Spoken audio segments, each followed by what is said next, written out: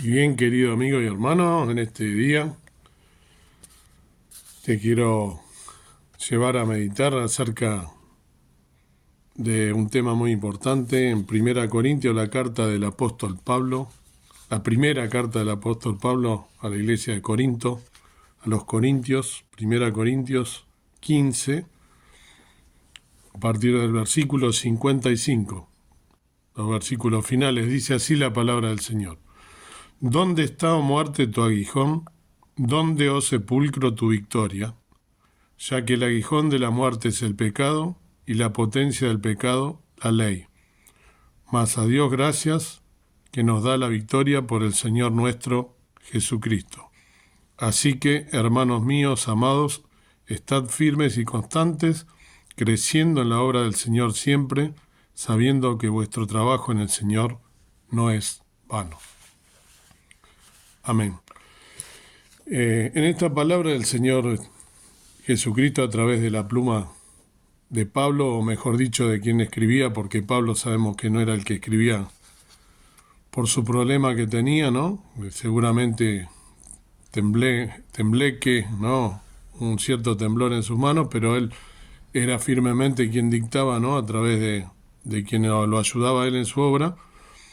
El hecho es que, a efecto de lo que queremos en esta mañana meditar, nos dice acá que el aguijón fue clavado sobre el Señor Jesús, ¿sí? El aguijón que Pablo aquí pregunta, el aguijón de la muerte fue clavado en la persona del Señor Jesucristo, ¿sí?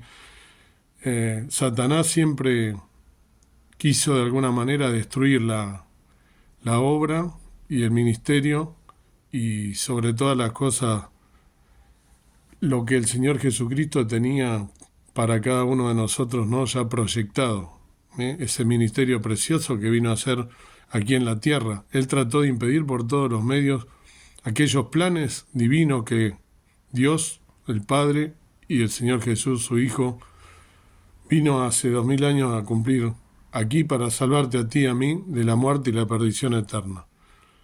Sin embargo, el Señor Jesucristo se hizo hombre, primeramente nació en Belén, ¿no? En ese pesebre, en ese lugar para animales, ese lugar tan humilde como era justamente él, demostrando ya de movida, y trató por todos los medios. Recordemos que Satanás usó justamente a Herodes en ese momento para tratar de matar al Señor Jesús y que no se cumpliera la profecía. Siempre Satanás se encarnó en algunos personajes de la historia para tratar de, por todos los medios, evitar que se cumpliera lo que se iba a cumplir, ¿no? Las profecías que en este caso había anunciado el profeta Miqueas, también Isaías, de el anuncio de la venida, ¿no? Del Mesías, a libertar a todos nosotros, ¿no? Y el mismo pueblo de Israel no lo reconoció, ¿no? Sino que lo negó.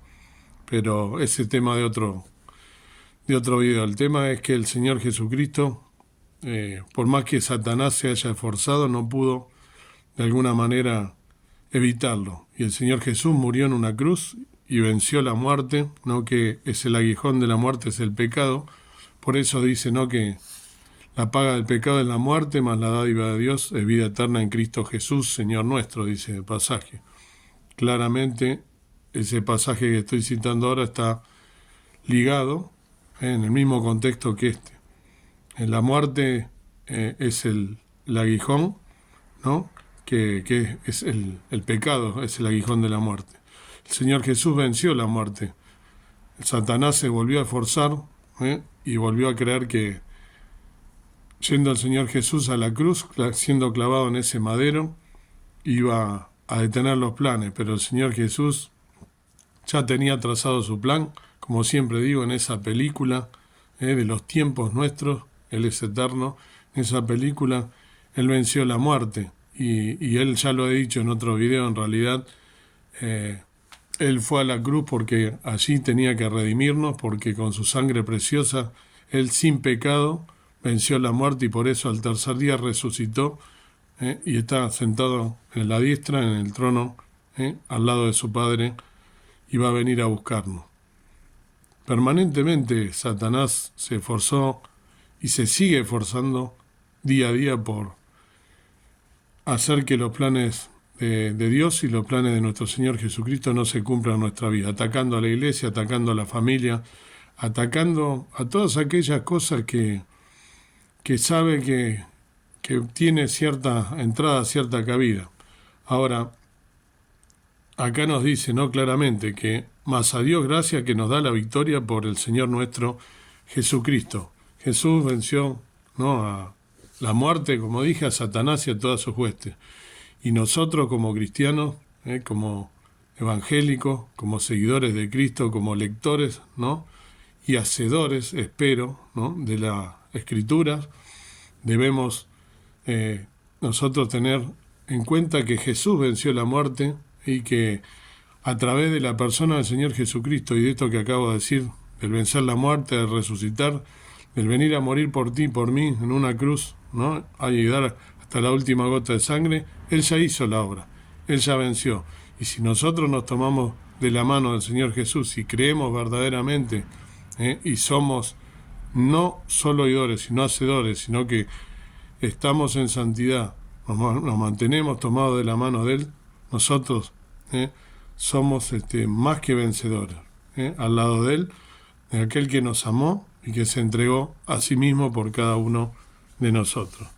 Debemos de esa manera estar nosotros firmes en los caminos del Señor, porque acá lo dice que tenemos la gracia de que Él nos dio la victoria por medio de esa muerte preciosa, muy cara para Él, pero para nosotros preciosa, por esa gracia de habernos hecho salvos cuando aceptamos al Señor Jesús por fe, ¿no?, y nos arrepentimos de nuestros pecados, porque Él vino y cargó el pecado de todos nosotros en esa cruz, en ese madero, y venció la muerte y venció a Satanás.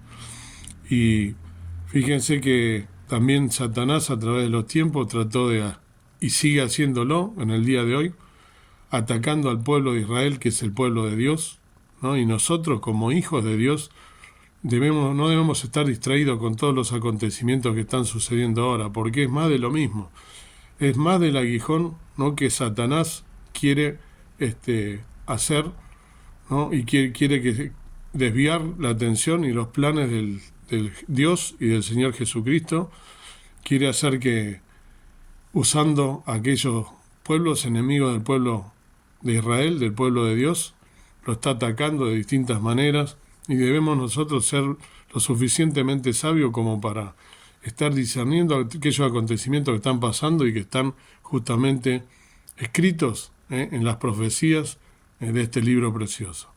Y también el pueblo de Israel también sufrió, ¿no?, ese ataque del maligno a través de los años, primero cuando salió de Egipto, ¿no?, primero yendo a Egipto, ¿no?, como esclavo, luego saliendo de Egipto, ¿no?, cuando sufre toda la persecución y todo lo que ya sabemos, pero la mano protectora de nuestro Dios lo ha protegido y lo ha librado de un montón de acontecimientos, porque es el pueblo de Dios, el pueblo elegido. También después, mucho más adelante en la historia, utilizó en la persona de ese bárbara persona tan indeseable, ¿no?, que es el partido nazi, ¿no?, y encarnado en la persona de Hitler, como también quiso deshacer de la faz de la tierra al pueblo de Israel.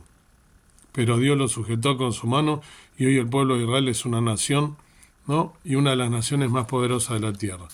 Y está demostrando que Dios no le soltó su mano.